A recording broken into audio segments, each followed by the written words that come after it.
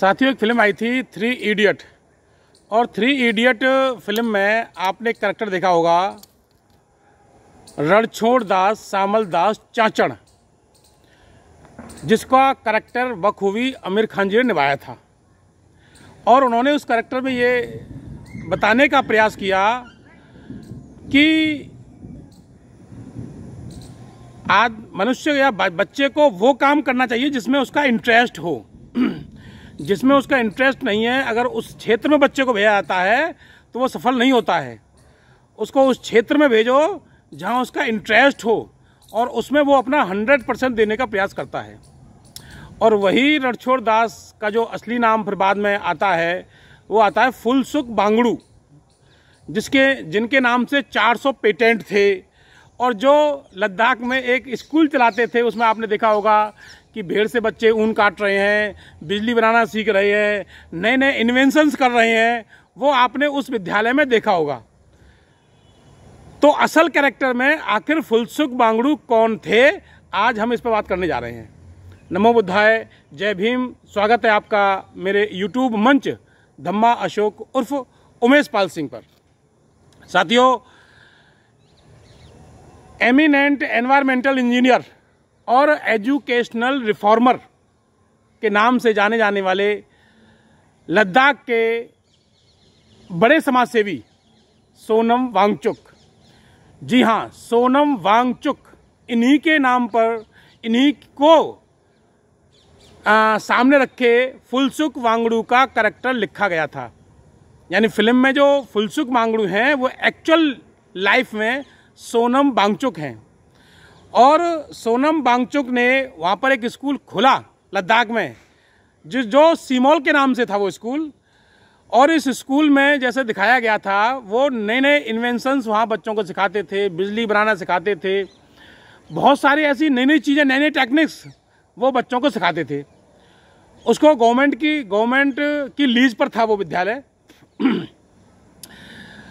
और ये जो सोनम वांगचुक का कैरेक्टर अचानक से कैसे सामने आया, या क्यों आखिर आज मुझे सोनम वांगचुक यानी फुलसुख बांगड़ू यानी सोनम वांगचुक के बारे में बात करने की ज़रूरत पड़ी, क्योंकि अभी हाल ही में ये चर्चे में है। और चर्चा में क्यों है? चर्चा में इसलिए है क्योंकि इनको अभी हाल ही में देशद्रोह के मामले में अरेस्ट कर लिया गया है। और जब इनको अरेस्ट किया गया तब देश के बारे में इनको जाना देश ने।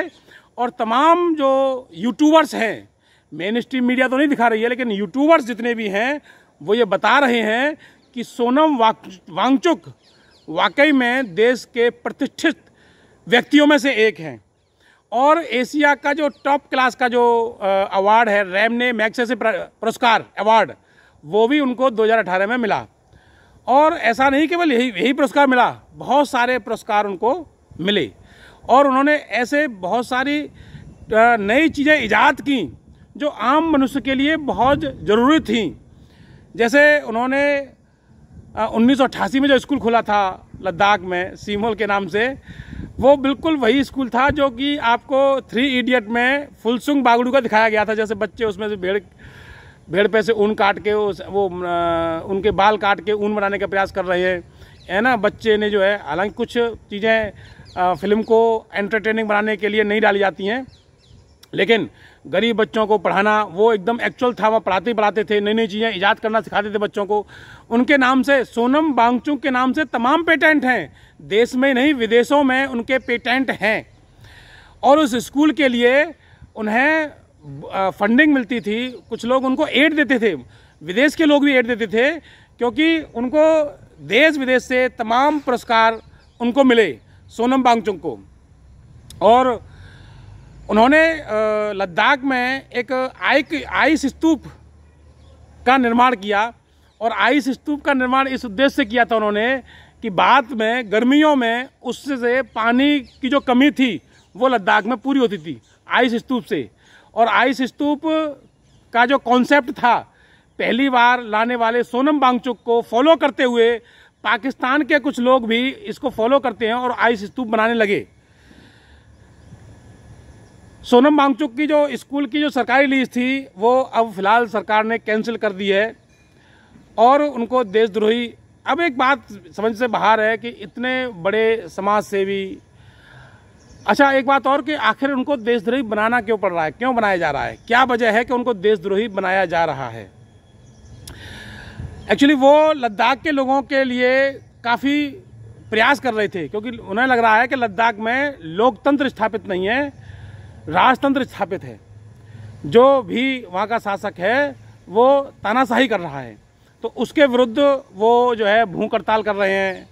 उन्होंने लद्दाख से दिल्ली तक पैदल यात्रा भी की है और शांतिपूर्ण आंदोलन कर रहे हैं। क्या मांग है उनकी और क्यों आंदोलन कर रहे हैं, इसको भी समझने की ज़रूरत है। तो वो चाहते हैं कि लद्दाख को 6ठी अनुसूची में डाला जाए, संविधान की 6ठी अनुसूची में डाला जाए। वो ये भी चाहते हैं कि लद्दाख में लोकतंत्र स्थापित हो, वो ये भी चाहते हैं। और वो जो है लद्दाख को एक पूर्ण राज्य का दर्जा दिलाना चाहते हैं। तो इसमें ऐसी कौन सी मांग है जिससे इनका देशद्रोही साबित होते हों। इसके अलावा क्यों लग रहा है इन पे आरोप, क्योंकि ये समाज से जो गरीब बच्चे हैं उन सबको अपने स्कूल में पढ़ाते थे, निःशुल्क तमाम उनको है ना आगे बढ़ाने काम करते हैं। और उनकी जो छुपी प्रतिभाएं हैं उन प्रतिभाओं को निकालने का प्रयास, जो कि उसमें दिखाया गया था कि फुलसुंग बांगड़ू जो है बच्चों की छुपी हुई प्रतिभाओं को निकालने का काम करते हैं। तो ऐसे ही सोनम वांगचुक भी उन प्रतिभाओं को निकालने का काम अपने स्कूल के माध्यम से कर रहे थे। तो सबसे पहले उनके स्कूल पर ही, और अच्छा उनके स्कूल को जो बौद्धिस्ट कंट्री थी वो एड देती थी, सहायता करती थी उनकी कि भाई ये अच्छा काम कर रहे हैं तो इनको सहायता दो। विदेश में जो बौद्धिस्ट लोग हैं या बौद्धिस्ट कंट्री हैं वो भारत में ऐसे तमाम लोगों को टेम्पल्स बनाने के लिए या अच्छे काम करने के लिए बौद्धिस्टों को जो है एड देते हैं। तो अब वो क्योंकि जब उनकी सरकारी लीज समाप्त हो जाएगी तो वो एड मिलना भी बंद हो जाएगा, और इसी आधार पर उनको जो है देशद्रोही साबित घोषित किया जा रहा है कि वो उनके चीन से संबंध हैं। अच्छा, देशद्रोही होता क्या है? मैं देखता हूँ कि हर एक पे लेते हैं एने से लग जाता है, देशद्रोही का तमगा लगा देते हैं। कभी राहुल गांधी से भी कह देते हैं साहब ये देशद्रोही हैं, या कोई किससे कह देता है ये देशद्रोही हैं।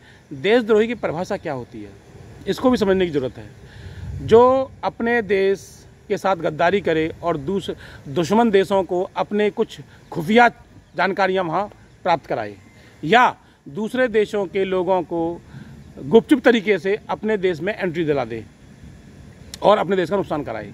जैसा कि हम आमूमन कई फिल्मों में हम देख चुके हैं, तमाम फिल्में हैं, जैसे तिरंगा है, हिंदुस्तानी कसम है, ऐसे तमाम फिल्में हैं जो देश के ऊपर बनी हैं, देश के गद्दारों के ऊपर बनी हैं। तो क्या ऐसे गद्दारी हो सकती है? कोई कर सकता है ऐसे गद्दारी? चाहे मैं राहुल गांधी जी को मान लूँ, क्या वो गद्दारी करेंगे? मैं तो नहीं मान, नेताओं में मैं किसी को नहीं मान सकता। इवन मैं ये कहूँ कि RSS जो है देश के लिए गद्दार संगठन है तो मैं उसको भी नहीं मानूंगा। जी हाँ, वो मानता हूँ कि इस समय जो सरकार है जातिवाद करती हैं, जो चीज़ है उसको तो मान सकता हूँ मैं सरकारों के बारे में, लेकिन ये हमारी सरकारों में कोई भी नेता गद्दार है मैं तो इसको कतई मानूंगा नहीं। तो ये जो आरोप लगते हैं ना, सरकार ही विपक्ष सत्ताधारी सरकार के ऊपर जो आरोप लगाती है कि ये गद्दार हैं या देशद्रोही हैं, तो ये तो सब मतलब गलत लगाते हैं आरोप। इस तरह के तो आरोप लगाने नहीं चाहिए। आप देश की बुनियादी मुद्दों पर बात करते नहीं है, आरोप लगाइए कि सरकारें शिक्षा में है ना अच्छा नहीं कर रही हैं, स्वास्थ्य के लिए बात नहीं कर रही है ना वो जो बात तो ठीक है, धर्म कर्म के लिए अपना वो जो बात कर रही है ये तो ठीक है, लेकिन देशद्रोही किसी को कह देना मैं इसको नहीं मान सकता। किसी भी नेता को मैं नहीं मानता कि वो देशद्रोही हो सकता है। तो खासकर इनको जो सोशल रिफॉर्मर के रूप में जो है जाने जाने वाले सोनम वांगचुक ने इंडियन आर्मी के लिए एक और चीज़ ईजाद की। इन्होंने एनवायरमेंटल सोलर हीटेड टेंट बनाई, जिसमें क्या होता था कि जो सर्दी के मौसम में भी उन्हें गर्मी का एहसास हो, वो अंदर उसमें रहें तो वो गर्मी बनी रहे, ऐसे जो है उन्होंने एक टेंट को तैयार किया और वो इंडियन आर्मी को समर्पित किया और उससे काफ़ी लाभ हो रहा है। तो ऐसे व्यक्ति जो बिल्कुल देश के लिए समर्पित हों और इतने इंटेलिजेंट हों, तो उन व्यक्ति के ऊपर और जो है उनको एक देशद्रोही बताकर उनको इस तरह परेशान किया जाना और उनके खिलाफ सारी एजेंसी लगा देना, उनकी जांच कराना, हर चीज़ की जांच करा रहे हैं उनसे, तो अब मैं थोड़ा सा और बताऊं आपको कि सोनम वांगचुक को काफ़ी अवार्ड मिले, और देखिए कहाँ से 96 से उनको अवार्ड मिलना शुरू हुआ था। उनको government medal for education reform in J&K, Jammu Kashmir सरकार ने दिया उनको ये। 2001 में man of the year by the week उनको मिला। 2002 में Ashoka fellowship for the social internship के लिए चुना गया उनको। 2004 में green teacher award by the Centurion Asia का ये अवार्ड उनको मिला 2004 में। 2008 में real hero award by the CNN IBN के द्वारा दिया गया उनको। 2014 में UNESCO chair earthen architecture by the CRAterre France, ये अवार्ड दिया गया उनको। 16 में उनको international terra award for the best earth building SECMOL campus, यानी जो सीमोल स्कूल बनाया था उनके लिए भी उनको अवार्ड मिल चुका है। 2016 में ही Rolex award for the enterprises उनको मिला। 2017 में state award for the outstanding environmentalist by the Jammu and Kashmir government द्वारा दिया गया था ये 2017 में। Global award for sustainable architecture के लिए 2017 में इनको अवार्ड मिला। GQ man of the year, social entrepreneur of the year 2017 में मिला इनको ये award. Indian for the collective action ICA honour award San Francisco USA ने दिया इनको ये अवार्ड। 2018 में इनको eminent technologist of the Himalayan region by the IIT Mandi, इनको ये अवार्ड मिला। 2018 में है इनको honour of DLitt by the Symbiosis international university, इनको कई यूनिवर्सिटियों ने डिलिट की उपाधियां दे रखी हैं। और 2018 में एशिया का सबसे बड़ा पुरस्कार रैमने मैग्सेसे अवार्ड इनको मिला।